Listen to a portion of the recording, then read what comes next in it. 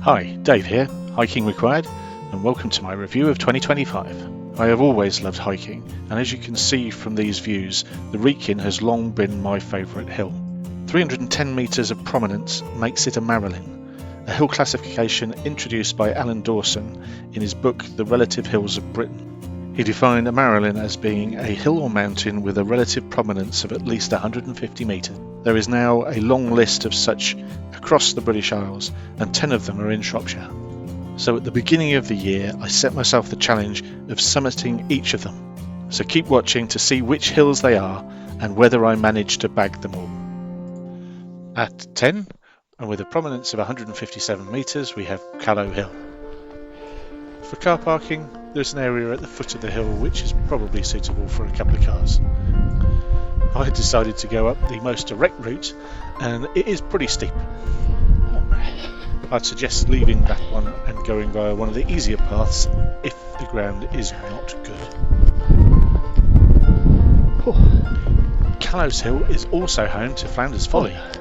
They do have scheduled opening times, so check their website if that is of interest to you. Well, here we are at Callow Hill. There's the choke point. Here's Flounders Folly. The way we came up, which was down there.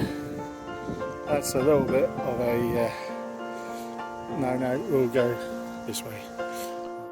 View Edge is near Craven Arms as well, but I parked up at Stokesay Castle to bag this one.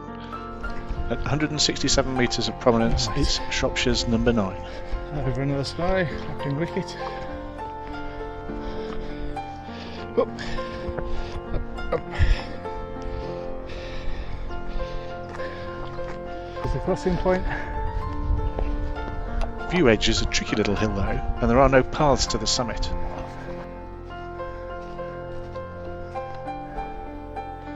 Here, the clearing is the summit, and I walked all over it, but in the end I plumbed for this tree as being the highest point. So, there's also a high point over there. This tree is a high point.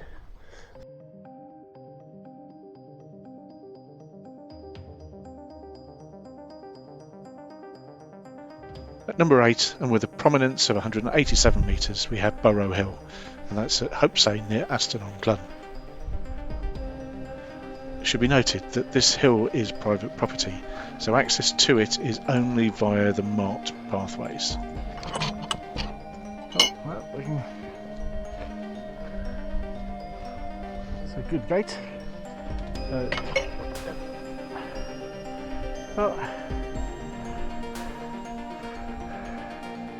Don't say it's flat, so I would say that's the high point, and it says 358 metres.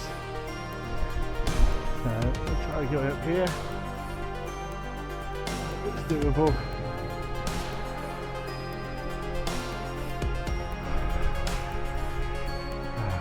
It's like the white tree of Gondor.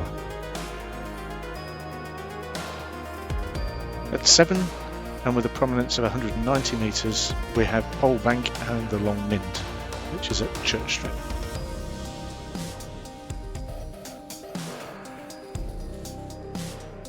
Path up to Robin Hood's Butt. You will find sheep and wild ponies grazing across the whole of the plateau. It's also home to a large number of jumeli, including Robin Hood's Butts. Of course.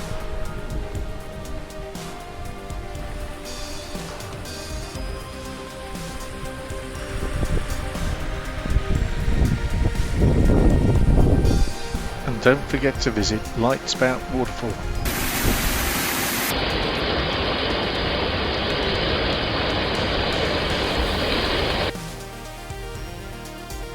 Although don't wear orange unless you like bees.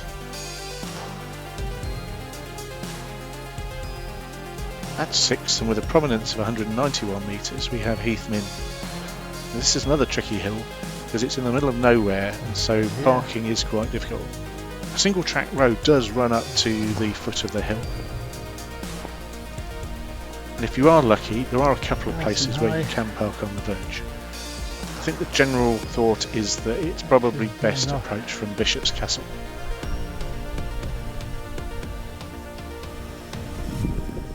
Well, here we are, top of Heath Mynd. Do a quick spin round. There's the trig. And the summit cairn.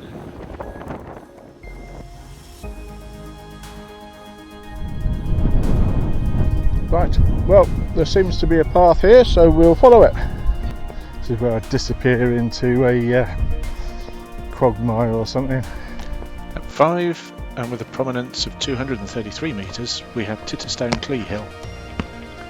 One of the benefits of Titterstone Clee is it has its own car park, and it's very near the summit, so there is only a short walk to the top once you have barked up.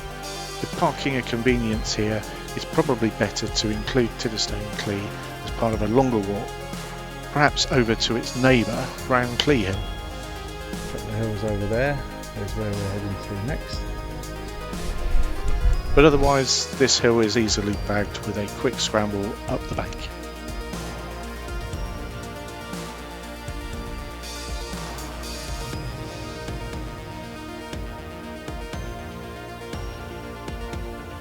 At number 4, and with a prominence of 274 metres, Caer Caradoc is a mighty fine hill. For parking, I parked up in the lay-by at the foot of Hasler Hill. It perhaps should be noted that the lower slopes of the hill can be a little boggy most of the year, but a pair of waterproof boots and you're fine. Now, I've walked up this hill several times, but most recently in November, and it was such a fine day. But give yourself plenty of time to explore and have a look around and see if you can find the cave. Is this the summit?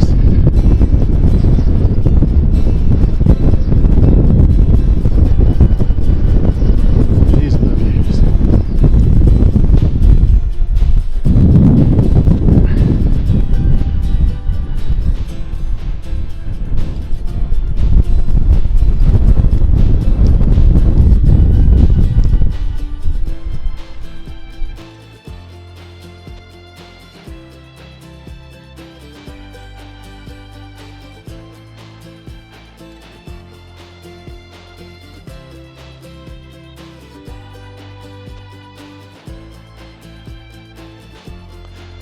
Top 3 now, and at 3 we have the Wrekin, and this is by far my favourite hill.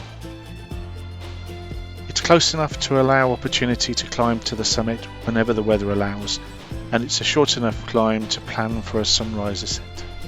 It's also a hill steeped in history and legend, and one that you could while away many hours exploring and contemplating.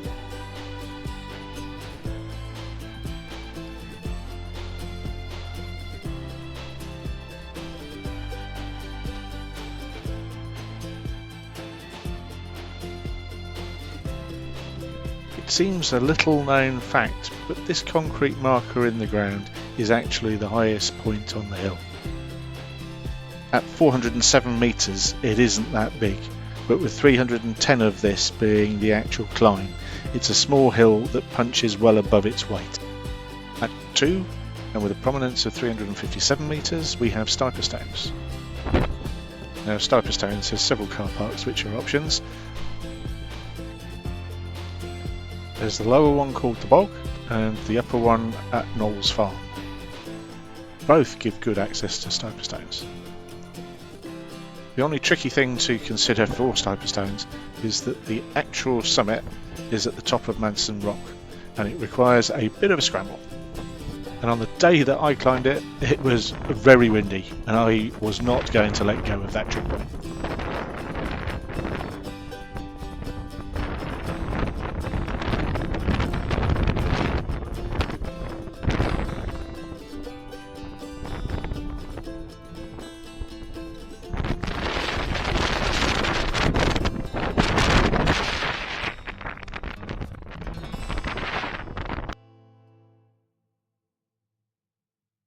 And finally, at 1, We have Clee Hill with a prominence of 374 metres.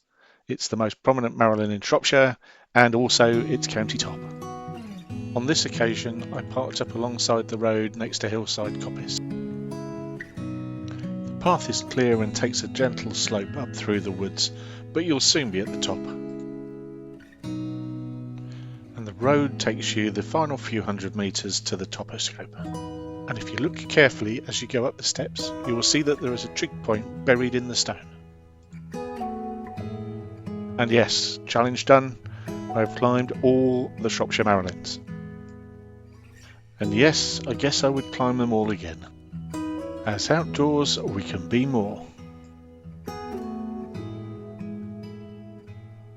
So for now, thank you for watching, and until next time, happy hiking!